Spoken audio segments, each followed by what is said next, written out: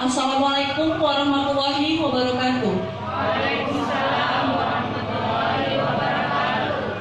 Kami dari peserta Diklat Prajabatan Angkatan 2 Formasi Dokter, Bidan, dan THLTB Penyuluh Pertanian Kementerian Kesehatan dan Kementerian Pertanian dengan ini menyatakan sikap. 1. Mengajak masyarakat, khususnya masyarakat Aceh Singkil, agar tidak mudah terprovokasi oleh isu-isu hoak dan tidak mudah men-share berita hoak kepada orang lain. 2. Kami mendukung Polri dalam mengusut serta memproses para pelaku penyebar berita hoak.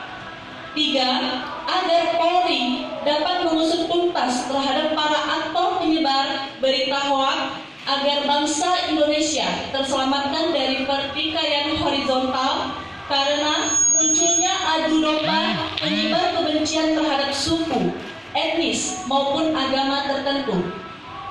4. Mari kita selamatkan daerah kita, khususnya Kabupaten Aceh Singkil, dari isu-isu dan ujaran kebencian melalui kegiatan keagamaan maupun kegiatan positif lainnya. Serta kita kembali kepada moto bahwa daerah Kabupaten Aceh Singkil merupakan daerah yang bermartabat. Aceh Singkil anti hoak.